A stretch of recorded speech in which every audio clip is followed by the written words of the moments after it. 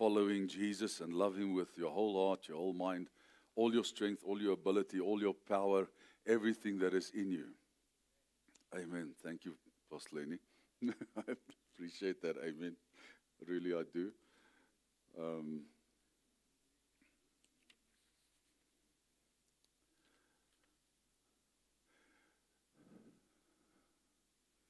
The church should be busy with prayers, okay, breaking of bread, and what was there else? Fellowship, that's the fellowship part, and then obviously the apostles' doctrine and teaching. And that is what we are supposed to be doing. You know, I had just a bit of a chat with somebody before the service, and he made the statement to say, you know, we as the Church of God, through so many ages, have learned such bad habits actually, or the wrong habits. And it sounds funny, you know, but it is always a good thing to turn back to the original. And nothing happened, you know, that so drastically that I feel we should return to the original in that sense that we should just throw the apple cart. But people, family, you know, we gathered here this morning and with a specific purpose.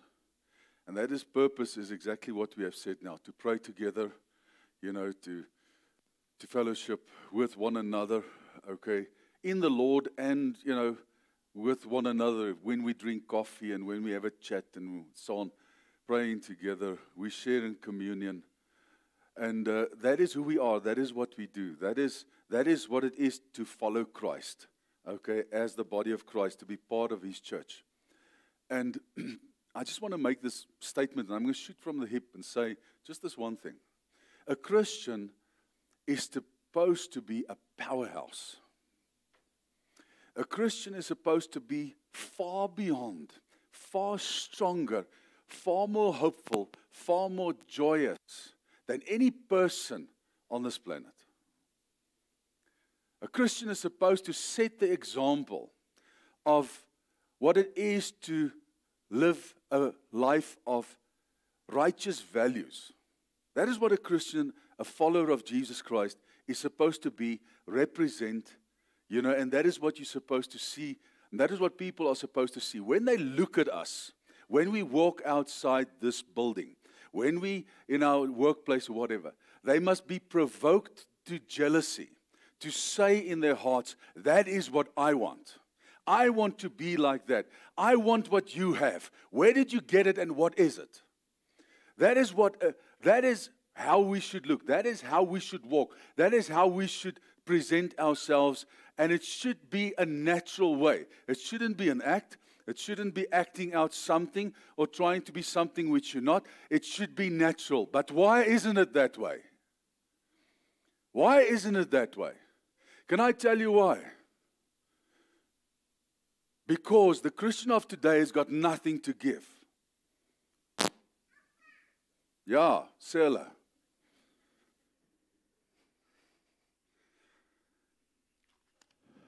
And you know what? Through the grace and the mercy of God, I believe that we are living in this time where the Lord is reviving, okay? Reviving us, reviving you and me. We call out and we pray, and for those of you who have been saved for many, many years, remember certain revivals and upheavals and powerful times, etc., etc. And we look back to those things and we say to ourselves, we want that again. But I can tell you one thing, God wants to give you far beyond what we had in the past.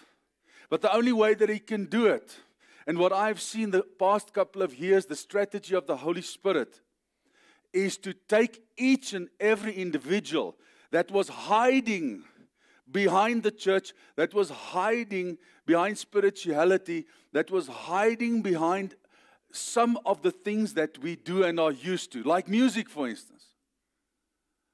Okay. Can I give you the punch?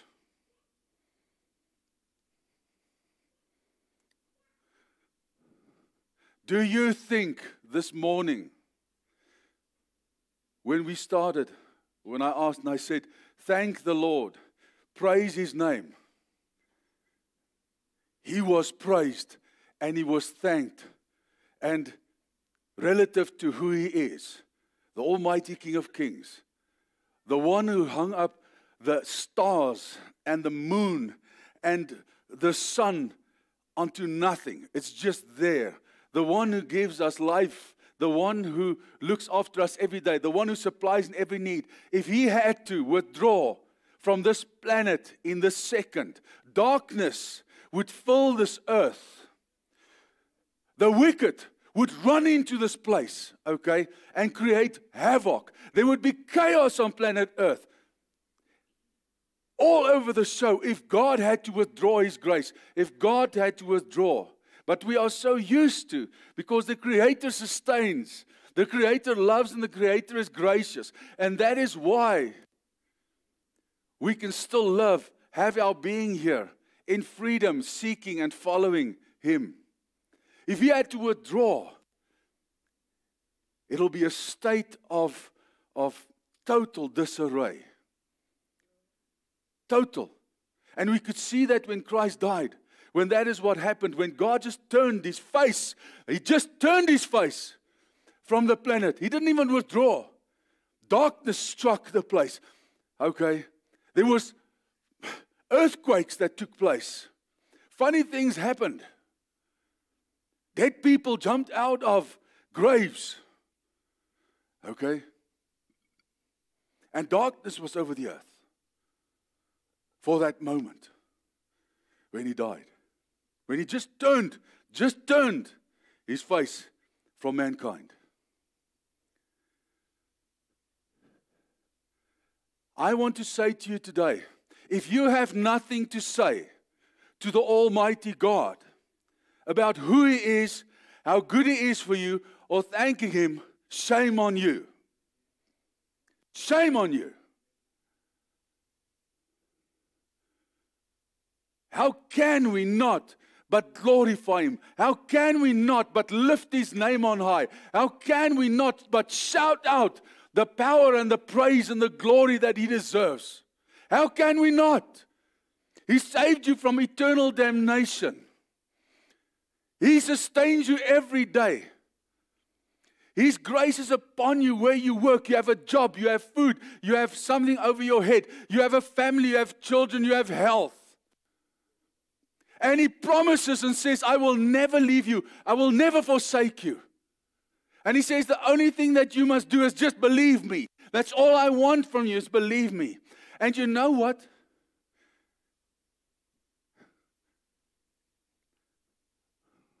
All He wants is just for you to know Him. That's all.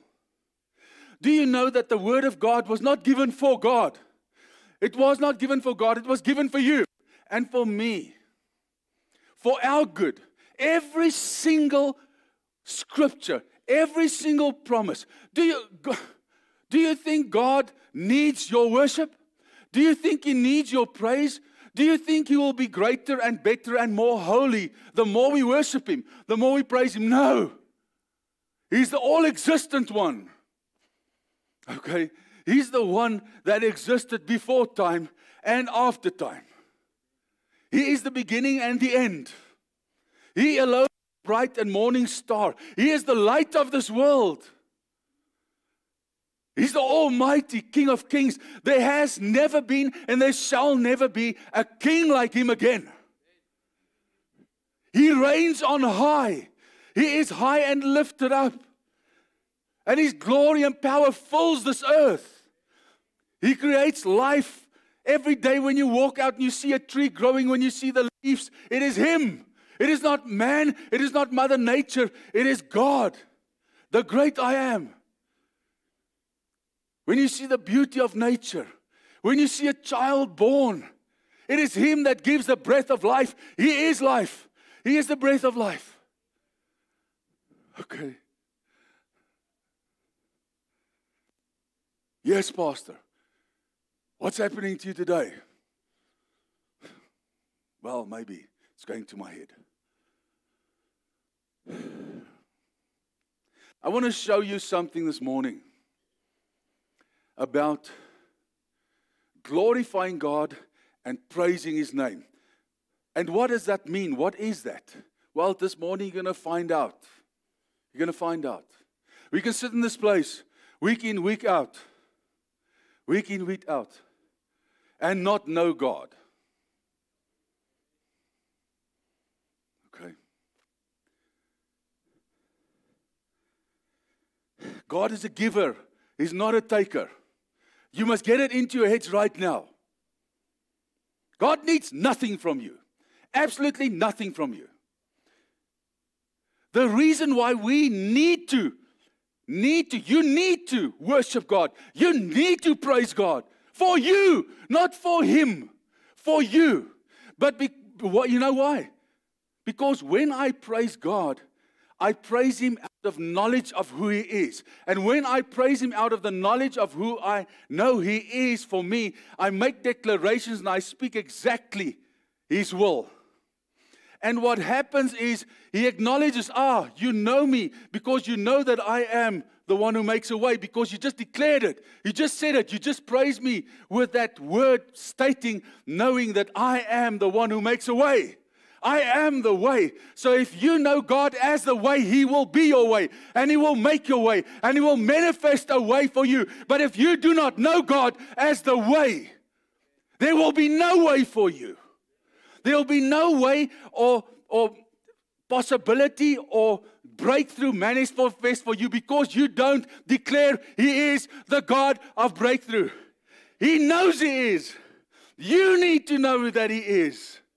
You need to declare it. You need to say it. You need to live it. You need to shout it out, because then only you believe it. And through that faith that you declare, okay, His power is manifest in and through you. That is what God wants to say. That is what He wants to show you in this day.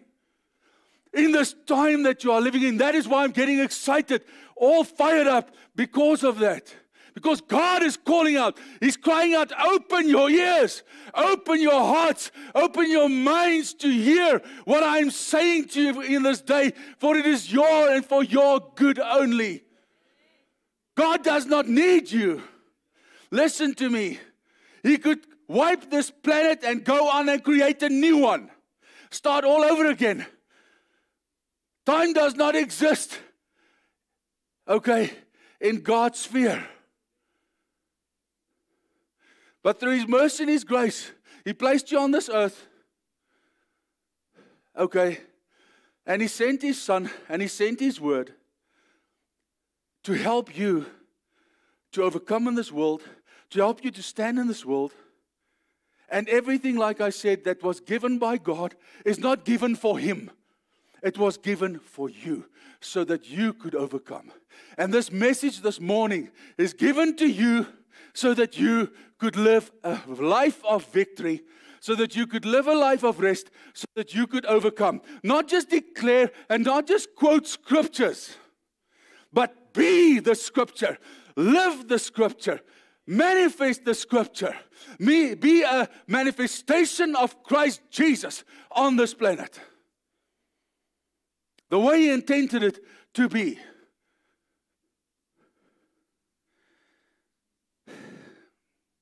The Word of God is not a law for you to live by. Listen to me today. The Word of God is a weapon in your hands to overcome by and through. That is what the Word of God is. That is what He gave to you. Not a set of rules, do this, don't do that, etc. No. He gave you His Word and a way and a handbook to live by, to be able to overcome, to be able to be victorious, to be able to stand out. That is what it's all about. So change your mindset of I shouldn't do this and I should do that, etc., etc. And just do what He says.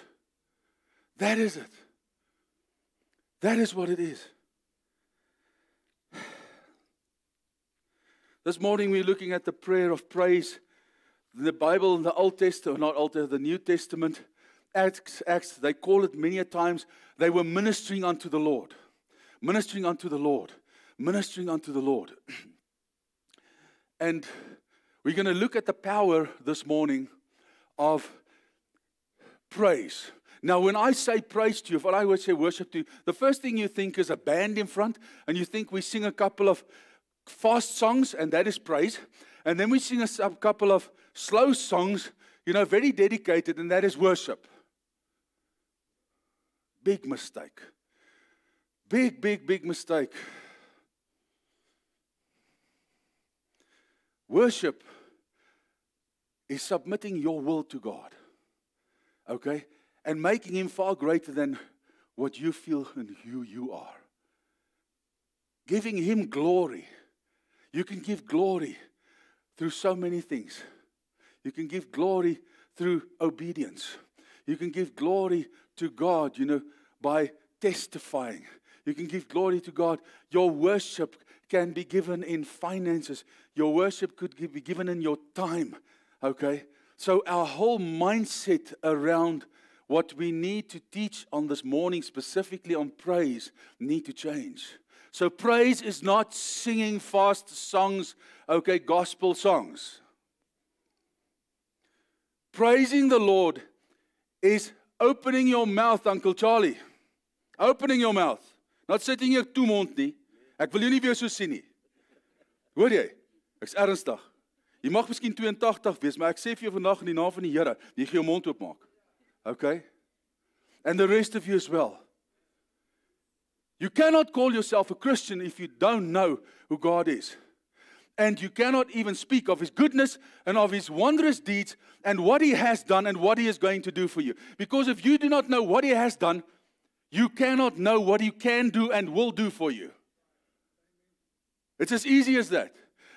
It's plain. We've got all the examples in the Word. David said to the Philistine, he said, listen, the one who gave me the power to kill the bear, to kill the lion, is the same one who will give me the power to kill you. The same one. Because He did it for me in the past, He's going to do it now. So David spoke it into being. Okay, and God said, oh David, so you believe that? Here it comes. Here it comes. My strength is in your arm now. Okay, and the direction will be perfect, in the perfect spot. Okay, and it's guided by my Spirit. Just throw the bloody rock. And he did.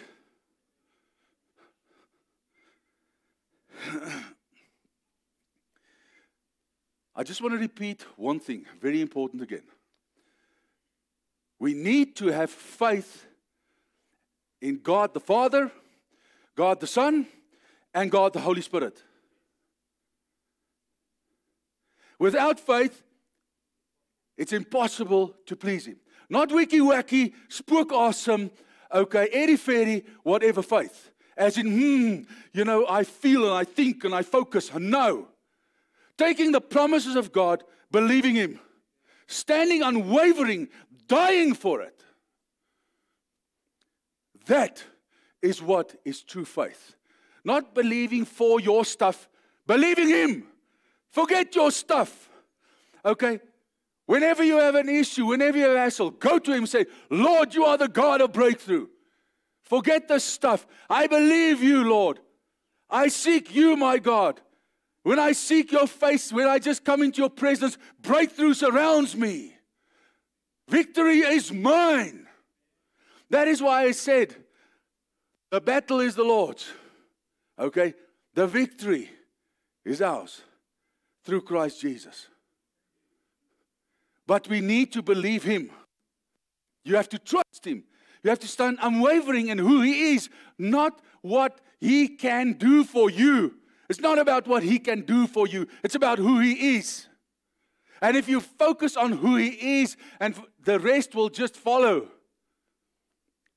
If we stop our grocery list, self-centered prayers, and start focusing on His greatness, His almightiness, His goodness, His mercy, these things are just added unto you. That is loving God with all that you have. Is giving all that you have for Him. your love, your affection, your focus. Let everything that has breath, what? Praise the Lord. So you praise the Lord with breath. Not with a tumult and with a closed mouth, sitting here with the back full tonne. Okay?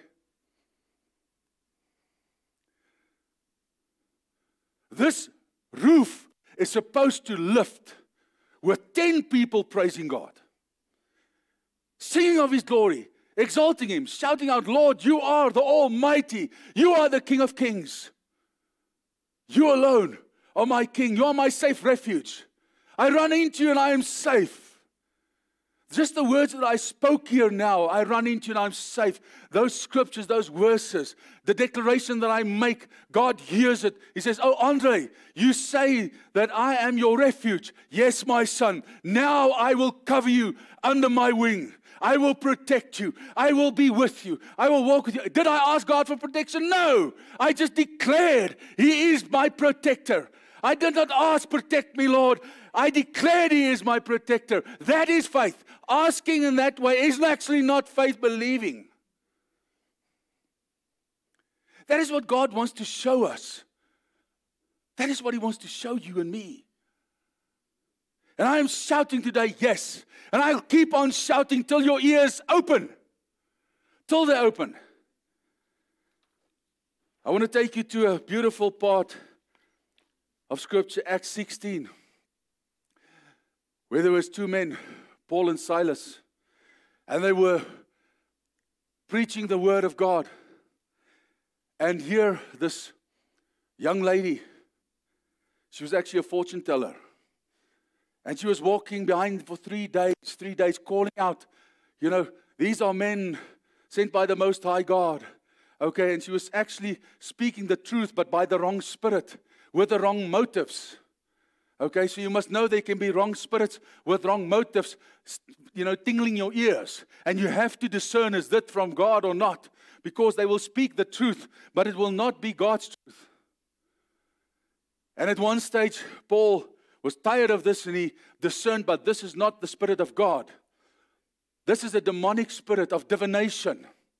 And he rebuked that spirit, and that spirit came out of that woman. And that woman was a lady who was, well, I don't think I can call her a lady at that stage. But in any case, she was a woman who made a lot of money through fortune telling for her bosses. She was a slave girl, actually. Okay. And at that stage, her bosses saw that this, you know, what happened here, and this woman probably got saved. And she couldn't make money for them anymore. And they went to the magistrates and they said, look at what these guys are doing. They're creating havoc here, you know, where we are and so forth. And the magistrates tore their clothes, you know, and they said, whip them, and throw them in prison. And when they had laid many stripes on Paul and Silas, they threw them into prison, commanding the jailer to keep them securely. Not just throw them in prison, but put them in the inner prison, in the dungeon, with stocks, and fasten their feet in stocks. But at midnight, Paul and Silas were praying and singing hymns. Was actually the King James Version says they were praying and praising God. And the prisoners were listening to them. So everybody were listening. So these guys, nie toemond nie, Charlie. Hulle kon hulle hoor. Okay? They could hear them. They were serious. If you are serious about something, you do what I do now. You raise your voice. So that everybody could hear. You don't waffle, here, or fluister, or whatever. You're not shy of it. You shouted out from the rooftops. And the prisoners were listening to them. Suddenly, listen, suddenly, there was an earthquake, so that the foundations of the prison were shaken. And immediately, listen, immediately, all the doors were opened. For you who are looking and praying and asking God for open doors, start praising Him. Start praising Him. Then doors will just open. You don't ask for an open door. It will just open. Praise Him. And everyone's chains were loosed. So whatever bound them, whatever it was binding them, would stop them from getting breakthrough in their lives or whatever it might be, was just loosed. They did not ask those prisoners, please loose me. The power of God through praise loosed the chains. And the keeper of the prison, awakening, sleeping, and seeing the prison doors open, supposing the prisoners had fled, drew his sword and was about to kill himself because he saw that what was happening here was supernatural. He could not stop it. And he knew if he did not kill himself, he would be killed by his superiors in any case for letting that happen. But Paul called out with a loud voice, saying, do yourself no harm, for we are all here. Then he called for a light and ran and fell down, trembling before Silas and Paul. Those guys were not Mickey Mouse sissies. That prison guard were of the toughest you could find and have. They were executioners. Okay? They were not sissies falling around, and just, rolling around and rolling over, saying, scratch my back. No. They were killers. And he brought them out and said, sirs, what must I do to be saved? Because I could see the power of what has happened here. And I'm lost. I'm lost. I don't have what you have. It's far beyond what I have. In the physical, the strength and this authority that I think I have, your authority is far greater than what I have seen in my life. I need to repent and I need to be saved. This is what this guy called out. So they said, believe on the Lord Jesus Christ and you will be saved. That is how straightforward it is for you who might be sitting here today. Leading a mediocre, no sensible, whatever life. On your way nowhere. With challenges which you cannot handle. Believe on Jesus. Okay, and you shall be saved. You and your whole household. Then they spoke the word of the Lord to him and all his house. And he took them the same hour of the night and washed their stripes. And he and all his family were baptized in that evening. Listen, in a couple of hours here. And it originated through one thing. Prayer and praise. In a prison. Where people could hear. Now when he had brought them into his house, he set food before them, and he rejoiced, having believed in God. Having believed in God. With all his household, and the magistrates sent the officers, saying, let those men go. All of a sudden, let them go, set them free. Are you still here? Sorry, I take a bit of time with paperwork, I don't have AI. The only AI I know is I am. So yeah, I have IA. Okay, a very important thing here which I want to state in Acts 16:25, the midnight hour. Now, it was not for Team Spirit that this thing happened when it was on its darkest, the change of the day, from the previous to the next, a new dimension, a new time. But at midnight, the darkest hour, Paul and Silas were praying and singing hymns, praising God, and the prisoners were listening to them. Now, I want to show you the power of the midnight hour. Whatever that midnight hour might be in your life, symbolic of time of darkness, test trials in your lives, we have the source of power to withstand the enemy's onslaught. We ought to pray, but that is not enough. It's not enough just to pray. Okay? We also need to cry out praises. You can sing praises. You speak praises to him, declaring who he is and giving thanks. Like Paul and Silas, it takes a person of faith, listen, to sing praises in the midnight hour. Okay? And then I just want to make that statement. I just put it in there, Hebrews 4 verse 3. We which have believed to enter into his rest. No matter what your circumstances might be, no matter how tough it might be, no matter how the enemy is breathing down your neck, no matter what the scenario is, listen to me. It's time that you start trusting God for who he is. we are not praying for miracles. Listen to me. If you pray for miracles, you're not going to see miracles. If you seek the origin of who does miracles, you will see miracles. It's a natural flow. It's something that just happens. In the presence of God, the supernatural happens. You need to get into His presence. And the way that you get into His presence is by obeying His word. Not, I should not kill, I should not steal. The do's and the don'ts. No. The getting to know who He is. Because His word says, my people perish because of a lack of knowledge of me. He didn't say my people perish because they, kill or they steal or they that. No. If you know God, you will not do those things. If you know God, you will not sin intentionally. Because you know, of righteousness and judgment, which we are convicted of. I want to just stop quickly and say, what is ministering unto the Lord? What does it mean? Because that is what the early church did. Daily when they got together.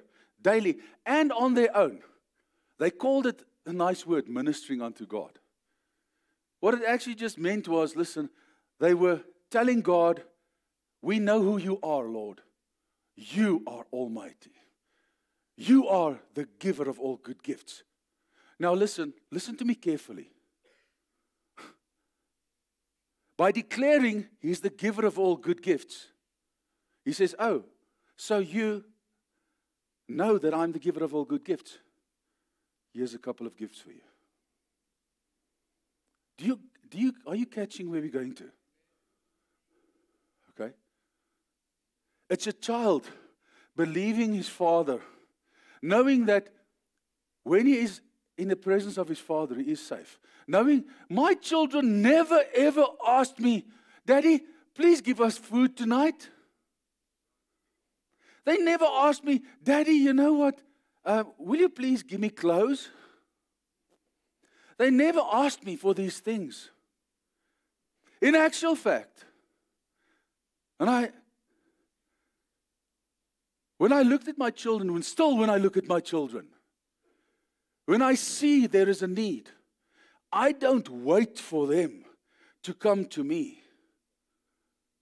When I see there's a need, I help them. Now God says to me, Andre, you are bad.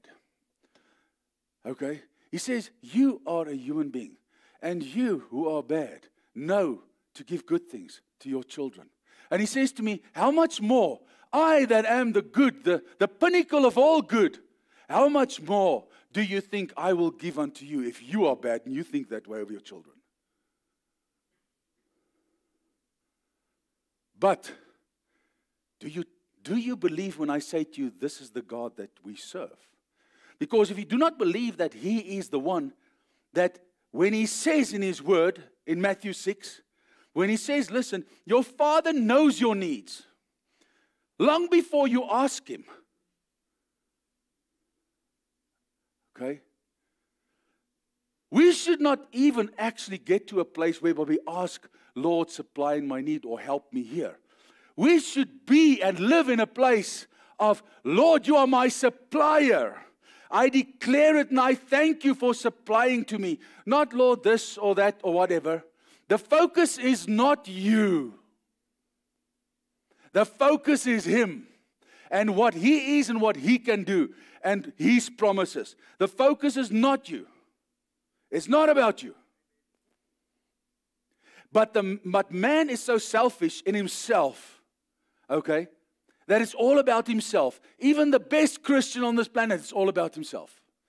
It's all about my well-being, even if it's something so innocent, like, Lord, heal me.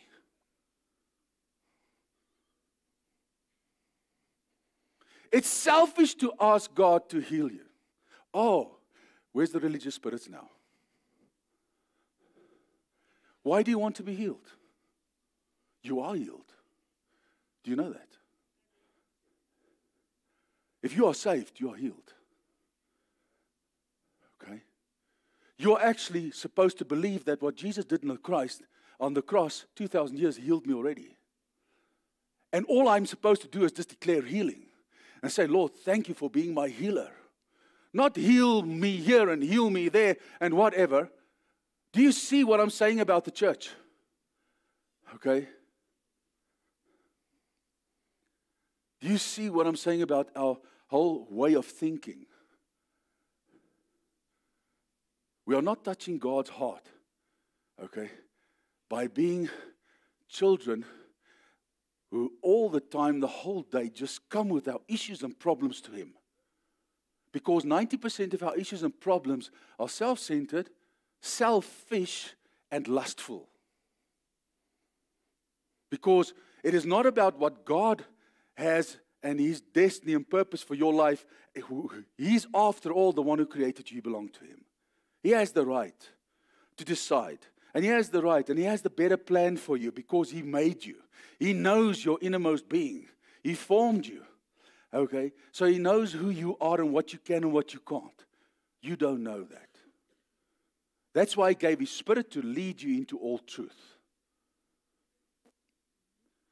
That's why those who think they're online, who do not know and serve Christ Jesus, who are not led by the Spirit, think they are online, on track, goals, etc., in this world. They are millions of miles away from what they're supposed to be and do. Because the only thing you should do, okay, is seek Him and serve Him. Anything else, when you open your mouth, and that shows who you are, okay? And somebody had to ask you, who are you and what do you do? The first answer should be, I'm a follower of Christ, number one. Number two, this is what I do. Because even this is what you do, is you are a follower of Christ, first and foremost. Before you are a doctor, before you're a mechanic, before you are this, before you are that. That is to love God with your whole heart, your whole mind, your whole strength, everything that you have. And you know what? If you start focusing and if you start aligning your life in that way, all of a sudden you should see and you will see the manifestation of what He has said in His Word. 100%.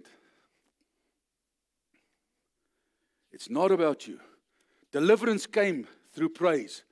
So for you, those of you who feel in your heart, and I'm not talking about being delivered from devils and this and that, talking about deliverance, bondage, certain things that might hold you in your life, okay? Might be bound by finance, you might be bound by skuld, what's skuld Engels? Debt, all these type of things, unforgiveness, relationships, whatever it might be, okay? Praising God. Suddenly there was a great earthquake, so that the foundations of the prison were shaken. Immediately the doors opened. Every prisoner's chains was broken. It's so interesting that place was shaken. The prison was shaken, okay? There where they prayed and there where they praised the Lord. That day when Pentecost happened as well, okay? The place where they were shaken. Do you know that this place can shake? Do you know that it can sound like an earthquake when we praise God in this place? But we need to praise the Lord. Our closed mouths and lips is not going to shake. Okay, anything. The devil's laugh, man. Okay, then we look at Jehoshaphat, just an example. You know, King Jehoshaphat. And when he had that challenge, of fighting, it happened that the people of Moab with the people of Ammon and others with them, besides the Ammonites, came to battle against Jehoshaphat. I mean, a couple of nations. And Jehoshaphat appointed those who should sing to the Lord. Hallelujah. And who should praise the beauty of holiness. So here the Ammonites and the Amalekites and the mosquitoes and bites and whatever, here they all are on top of them, shouting, "Wow, wow." Okay, and here, the Jews, okay, are singing, "Glory unto God in the highest, glory unto God in the highest." You know, He's the one, the Almighty, who goes before us, okay, in battle. All right. He makes our enemies a footstool for our feet. Did you hear that? He makes our enemies a footstool for our feet. Okay? Declaring that. God says, excuse me, what did you say there? It sounds like a promise. It sounds like something I said here. So do you believe that, Jehoshaphat? Do you believe that, people of God? Yes, Lord. Okay. You make our enemies. You go before us in battle. Oh, is it? So what you're saying to me is, I battle on your behalf. That's what you're saying. So I need to do it now.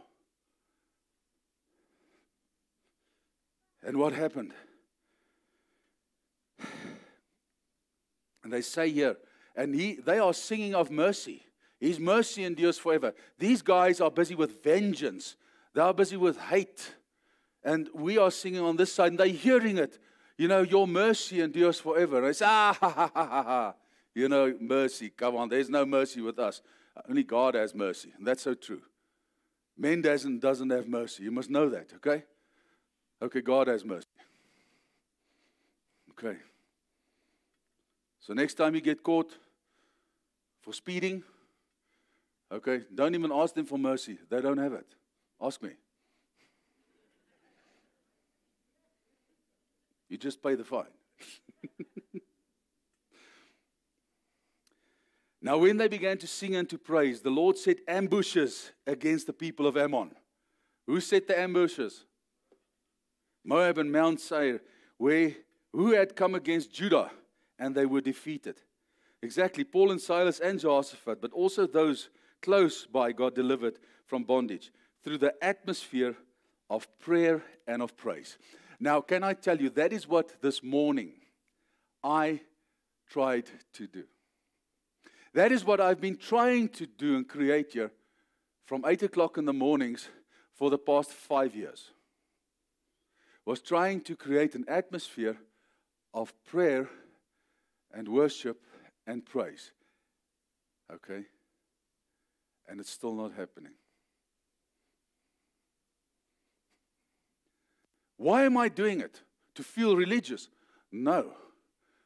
Because God says it's for you. It's not for me. It's for you. So you know what?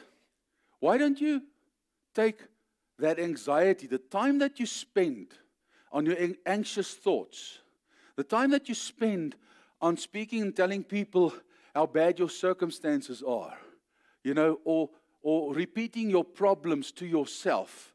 Why don't you take that time, wherever you might be, and start praising Him for being the solution to everything on this planet? And then you will see, as He's promised in His Word, those things will just fade away and it'll just happen. The problem is, we don't seek Him. That's the big problem here. The problem is, we don't seek Him. We don't believe Him, okay, for who He is and for what He can do. For we have no knowledge of Him. Because can I tell you something? Listen to me now. Now take this and you decide for yourself. Okay? Based upon your, I want to call it performance this morning. I want to call it performance. Okay? Based upon what you had to say this morning to God equals your relationship with Him, how you know Him. Because if you knew Him, you would not but be able to keep your mouth closed and to speak of His wondrous deeds and who He is and what He can do and what He has done. So take that one on the chin. Okay? And you know what? Don't be a sissy. Don't run away from this place because the pastor is speaking straight truth to you today. Save yourself through taking this word, okay, and taking that shot and saying, Lord my God, okay, now I see, and now I want to live in victory. Now I want to experience your rest. Now I want to experience your power. Now I understand a bit better. And you know what? So much so that what I did here, like we do in school, I gave you the answers, okay, to the test. So if you fail this test, you're bloody stupid. So I've got 2 pages here, which Bianca put together for us, of simple, childish, if I may call that, way. If you don't understand this, I don't think you understand anything on this planet. Of what it means to praise God. Who He is, okay, and what I have here is not even 1% of who He is. And we made about 50 declarations here, okay, of just general things. Now listen, can I tell you what is the truth? Well, you know what's the truth? Okay? If you know the Word of God, and you have studied the Word, and you live in the Word, you know, and you read the Word, it would be easy for you to tell God who He is, because He tells you in His Word all the time who He is. So it will be inside you. Understand? So if there's nothing here inside of you, nothing can come out. Is that clear enough? Easier, inside, outside, in, out. Okay? So what is inside of you is actually just manifesting and coming out. Your gratefulness, being thankful. If you are thankful, you want to say it. You want to thank Him. If you know in your heart that He is the Almighty and there's no other one like Him, you will say it. Because you will have a revelation of that is who He is for you. And therefore, you will live that way.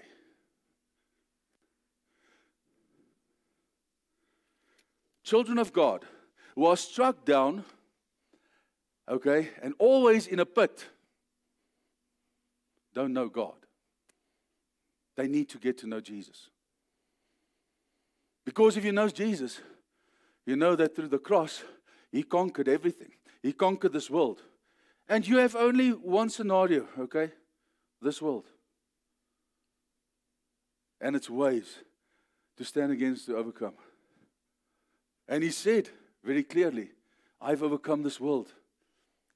And those who are born of the Spirit has also overcome this world. So what's the key here? What's the key?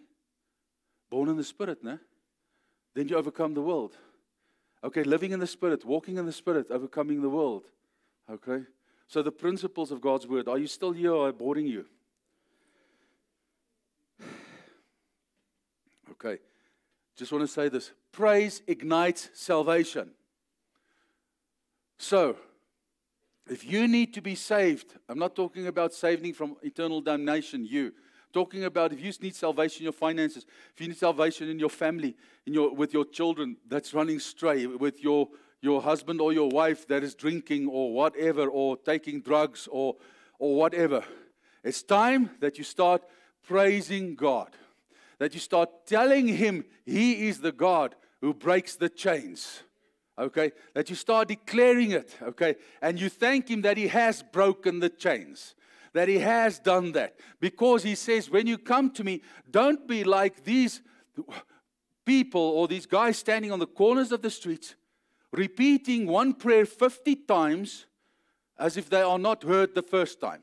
So the first time you pray something and you are serious, knowing God's Word, standing upon His Word, He hears you. After that, you should thank Him. And you should praise Him. Even if it takes your whole life and you don't see it, He has answered it. Because it's supposed to happen like me after my grandmother's death. Not while she was alive. She was praying for me long before. She never saw my salvation. But God heard. And God answered. And the same with Abraham. He never saw the promise. And here we are. Here we are. He believed until death. So it's not about you, and it's not about your eyes seeing it. It's about Him, and it's about His kingdom, and it's about His promises and who He is. That is the difference. He did not hear you. He did, and He did answer you. But His time is not yours. And you must know that because He says it. He says it. Your life is supposed to be for His glory. What more should Jesus do than what He has done? He pulled you out of darkness into light. Now you're a kingdom child. You're an heir of the kingdom. Why do you still want to be an heir of this planet? Or this world or its system? And what you have and when you succeed here, it should be for His glory and for His kingdom, not for you. Andre?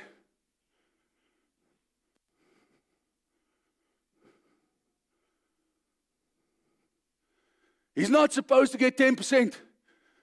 He's supposed to get 95% and you live off the 5. Because He gave the 100.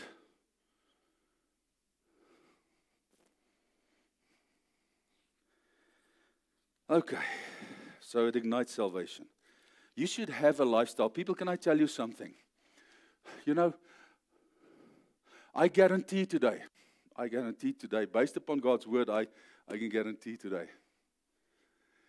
Listen to yourself, test this, just go and test it. Go and test this. Stop asking. For 1 or 2 or 3 weeks. Okay? Just start praising Him. And see what happens. You go yourself. Start praising Him. Start thanking Him. Start declaring who He is, what He can do, what He has done. Okay, just do that. Just do that.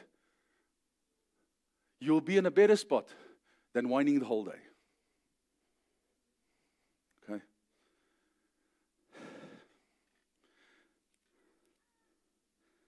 Okay.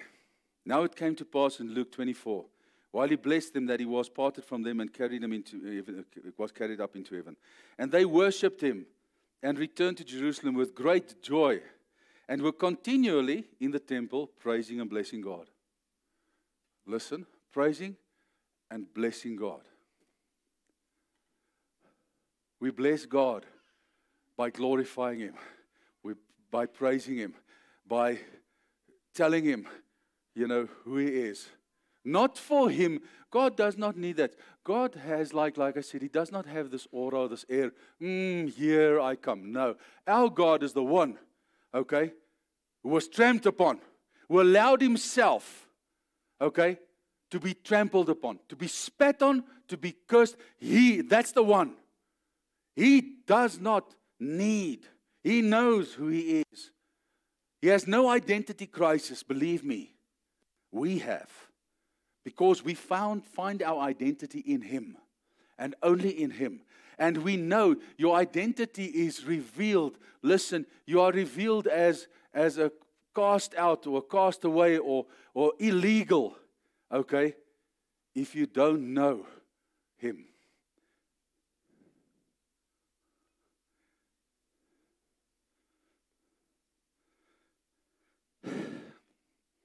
Acts 2.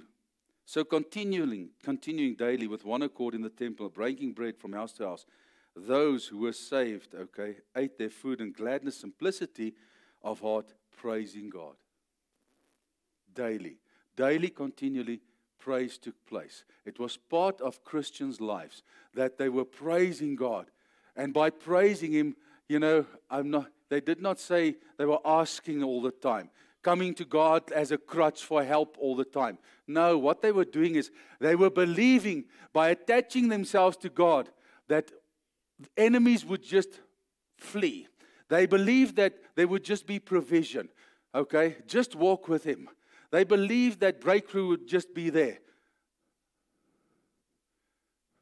Because they were continually telling Him who He is, building their faith. Okay?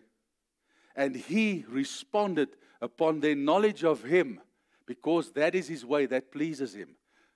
So if you know Him for what He is and who He is and what you declare Him to be, okay, that manifestation will take place in your life. That is called what? Faith. Not, Lord, I believe You. I'm separating myself. I'm believing now. I'm believing now. No. Next week, if the Lord wills, and we are still on this planet, okay, I'll be preaching on being strong in the Lord and becoming strong in the Lord. Now listen to me carefully, children of God. If I preach to you, anybody preaches to you, and you cannot take the word of God and apply it practically to your life, you've been preached a load of nonsense. That was radical, but it's true. We are supposed to be able to apply practically God's word and see the result. If you serve God, not expecting results, and I'm not talking about a quid pro quo, Lord, I do this, you do. I'm not talking about that. If you don't, then you don't believe Him for His promises. God, is He a liar? He's not a liar. Just by making that statement, say, Lord, you are faithful. You are not man to lie. Did I say that? No, Lord. Your word says what I just said. So I know your word, so I know you. So I know that you are not a liar. So I know your promises is true. So Lord, when I speak your promises and say, Lord, you are faithful, how are you going to disappoint me? How are you going to drop me if you are faithful? I hope that the penny is starting to drop concerning faith. And I hope that the penny is starting to drop concerning trusting God and where our focus should be as Christians. Okay? Continual praise and worship should be a habit and a way of daily living, where God manifests His power in the praises of His people. It said so. In the praises of His people, He manifests Himself. Now, listen to me. I just want to take you now here. Now, here comes the biggest slap of humankind in His face. Or let's take it closer. The biggest slap for a Christian in his face is the following. And that is when the stones need to cry out of His glory. That is, there's a skande. Gee my, wat's 'n skande in Engels? A what? Disgrace. It's a shame, it's a disgrace if the rocks have to cry out of His glory. A disgrace, because they are not the crown of His creation. You are the crown of His creation. You are supposed to shine forth. You are supposed to shout out, David, not the rocks. They don't even have mouths. But you know what? God gives them in that moment a bloody mouth, okay, to open and to shout His glory. And I didn't say so. Jesus said so. I want to show you how the creation praises God. And do you know that creation has a voice? We think, oh, the stars is just shining. Oh, it's so nice, Lord. Look at that. They're shining your glory. No. God hears through a voice how they are glorifying Him. He hears it. Like He should hear a voice from earth, you know, of His children glorifying His name. Now, what I did here is just took a couple of scriptures to show you how His creation worships and praises His name. When the morning stars sang together. Now, this thing is a twofold thing. It's the stars as well as angels spoken of here, but also the stars. Okay? Revelation 19, and I heard, this is John, as it were, the voice of a great multitude, as the sound of many waters, and as the sound of mighty thunderings. Listen, the thunder was speaking, not brrring, it was speaking, saying, hallelujah, hallelujah. The thunder God heard in His ears, and John heard what God heard, and that was hallelujah. That is what the thunder was doing.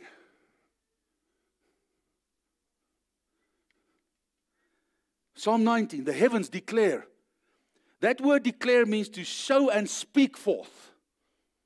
It means not to show, it means to show and to speak forth, both in the original text. Psalm 66, and the earth, the word of God states, the world is the cosmos system on top of planet Earth on the ground. That's the world. Okay? The earth speaks of His creation. Speaks of the land, the field, the ground, as well as nations. But first and foremost, if you go and have a look at Genesis 1, when God said He created heavens and earth, He spoke of the ground. He spoke of His creation specifically. It's the same meaning as here, the earth. Shall worship you and sing what? Your praises. They shall sing praises to what? Your name. For your name is great and greatly to be praised. Psalm 148. Praise the Lord from the heavens. Praise Him in the heights. Praise Him, all His angels. Everywhere, let everything, every place, praise Him. Praise Him. Do you see that? His hosts, praise Him, sun, moon. Praise Him, your shining stars. Praise Him, your highest heavens, and you waters above the heavens. Okay? The rain praises Him. Let them praise His name. Okay? Then my last slide.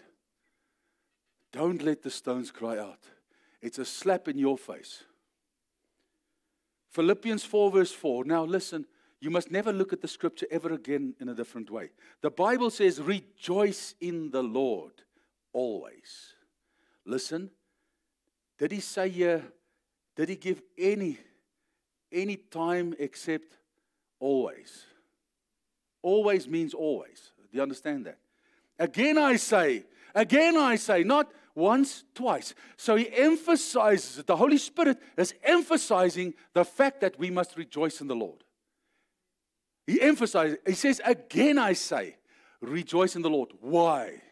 Because the greatest challenge on this earth, which Jesus overcame this world for, is called fear. It's called anxiety and fear. Therefore, the Holy Spirit made the statement through Timothy 1 verse 17. He said, I did not give you that spirit of fear, but I gave you a spirit of love and of power and of a sound mind. So the greatest spirit on this planet, which Jesus overcame and which you also are supposed to have under your feet, is anxiety and fear. And He gives the key. He says the way that you place Him underneath your feet is to rejoice. So when He comes and He blows fear down your throat, He's not even supposed to come. We're supposed to live in joy. We're supposed to live in that way. So you must actually know that when you experience or you feel this fear attacking you, you should actually say, hey, I'm guilty. Not fear. I'm guilty. What's happening to my praise? What's happening to praising God? What's happening to rejoicing in His goodness and His love? Fear is not even supposed to come close to us. Because when you rejoice and when you praise the Lord for who He is, fear runs. So you must actually know that something is wrong with you when fear attacks you and when you start feeling fearful.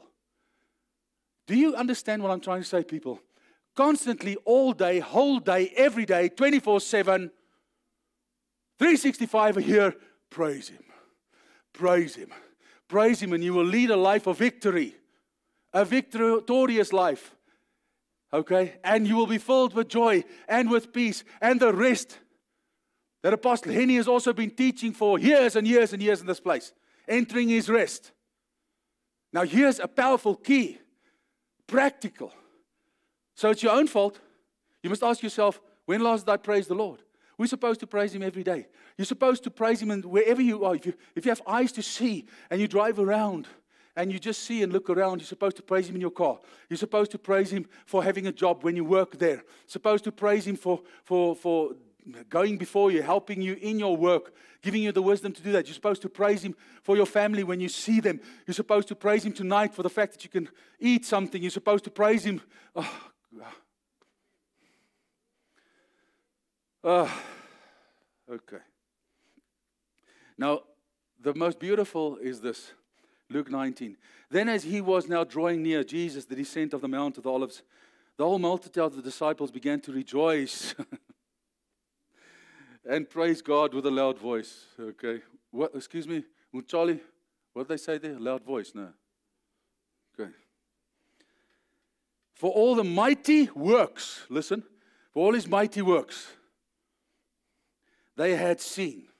Now, Satan does not like to hear of God's mighty works because he knows when people praise the Lord, when they sing about his glory and so on, he is powerless. This world is powerless. He can't do anything. His hands are tied.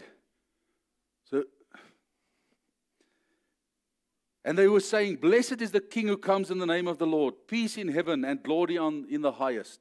Yes, beautiful. And some of the Pharisees, the devils, called to him from the crowd, Teacher, rebuke your disciples.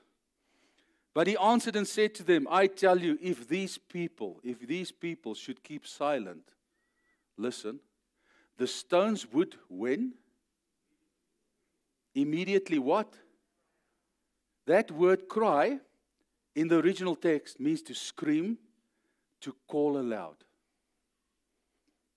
So if in that case they did not do it and they kept quiet, the rocks lying there between them would have cried out and God would have heard it. Man would not have heard it because they cannot hear, but God hears. They would have cried out his glory. When? A week later.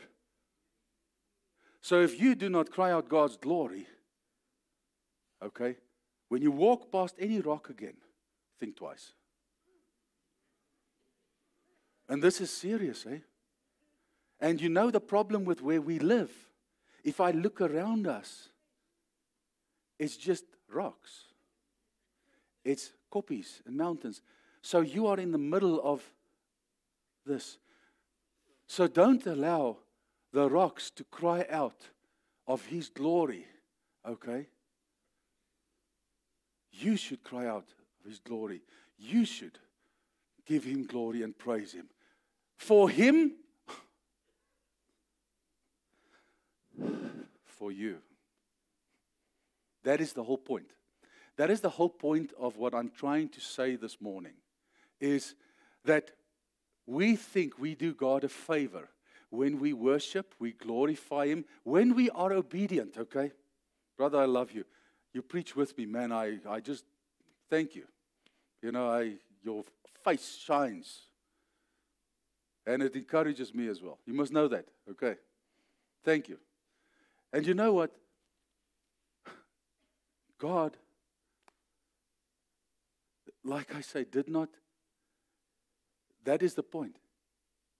He did not, or he expects no worship to be greater than he is, or to be puffed up, because our God isn't a God that puffs up. Our God is, there's only humility with him. So we need to understand, if I can just leave this with you, we need to understand that everything in the Word, even when we praise and glorify his name, even when we try and live holy, it's not for him. It's not so that he could brag with us. Who's he going to brag to? Okay? I can still brag with my children or whatever, okay? But what is he going to do? Okay? Except say, you know what? It's all back to you. Everything is back to you. So worship that we give the Lord, okay, is to our advantage. Praise that we give the Lord is to our advantage. Okay? So it's a necessity, people, that we live that way. It's not good just to, oh Lord, now we're giving unto you. You know, next week we're going to touch on a word which it's going to sound crazy to you. Crazy. When I read it first and I looked at the meaning of being strengthened in the Lord, okay, I thought it's something that God gives. Oh my. I could not believe when I looked at the original Hebrew what it actually means. It means that God teaches you to strengthen yourself in him with his power. And it's up to you to strengthen yourself in the Lord and to give it and to receive it. It's like taking your fist, hitting yourself, and receiving the pain. So you are the executioner of the shot, but you're also the receiver of the pain. So when you want to, or when you need pain, hit yourself. It sounds funny, but all I'm just trying to say to you is that the Lord is showing us that His Word and everything in His Word is to our advantage, not to His. Nothing changes. God is forevermore the same, yesterday and today and forevermore. He stays the same. But we change by worshiping Him. We change by rejoicing. We change by doing these things. That is what God is trying to say to you today. And why are we saying this? Is it a good to have? It's not just a good to have, Wayne. It's not a good to have. It's a necessity.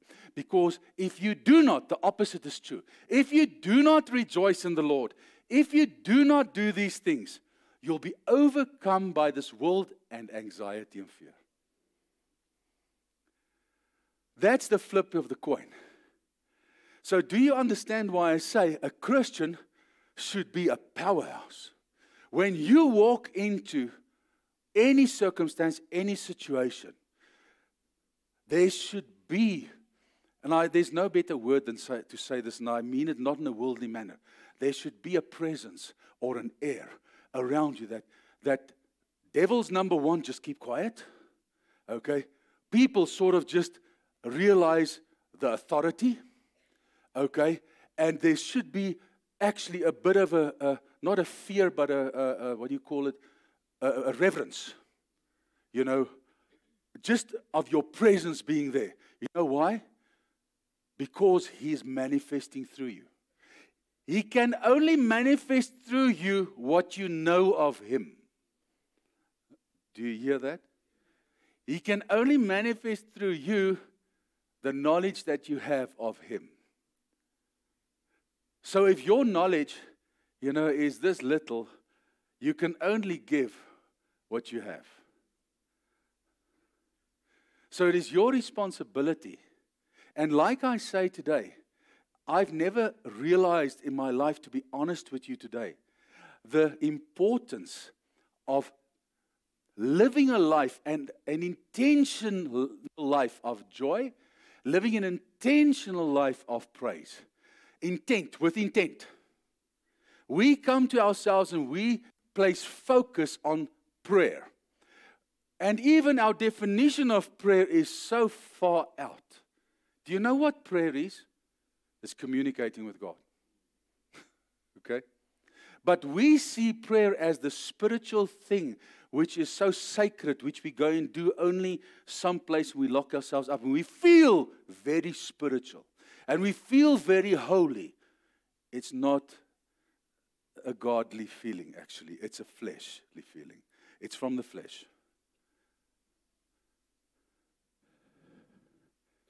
It's like God's presence. Okay? The problem is not God not being present, because He is omnipresent. The fact is, how present are you? How present are you? Because He's here, but where are you? Are your focus in the world? Are your focus in fleshly things? Or are your focus on the Lord? Because if your focus is on the Lord, you will experience His presence. Okay? But you cannot experience, this world cannot experience His presence. Okay? Except He manifests Himself, which He has done. Specifically in the Old Testament, He manifested Himself. Phew. But unfortunately, that was judgments, and it was bad, and He destroyed certain things. So, you have to make that decision. And I tell you, the bottom line is, people listen, the bottom line is, one of two things is going to happen. We're going to walk out of this place, and you're either going to take the word and apply it in your life and experience what we have just spoken here, or this word, fell just on stony ground or wherever. Okay? So what I want to say to you today is, as soon as possible, apply it. Because the sooner you apply this lifestyle, okay, the minute the chance would be that the devil would steal the seed of this word. What we are currently busy with here is of utmost importance concerning your walk with the Lord. Whether you will, I spoke to Apostle Lenny this week and we were laughing about this thing, even in our own lives. I mean, because remember one thing, no matter who we are, where we come from, how long we've been serving the Lord, what we know of the Word, the bottom line is we learn every day. Every day, and we look back and say, my goodness, how did I not see this, or how did I not see that? Well, the Lord did not reveal it in that way at that time. That's why I say to you, and the Bible also said there was a time that the Word of God was very rare. It was scarce.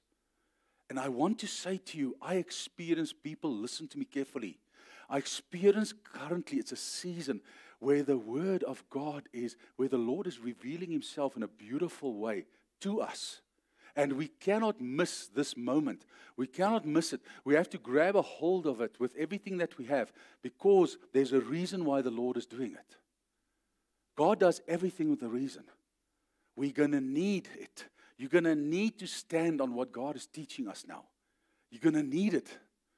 Okay? All right. Fluit. I really trust, and my prayer is that this word that you have received, and please, the next 2 Sundays, that's how the Lord is doing it. I've never in my life preached this way, whereby the Lord, when I'm busy, He runs ahead of me with 3 to 4 weeks or 3 to 4 messages ahead.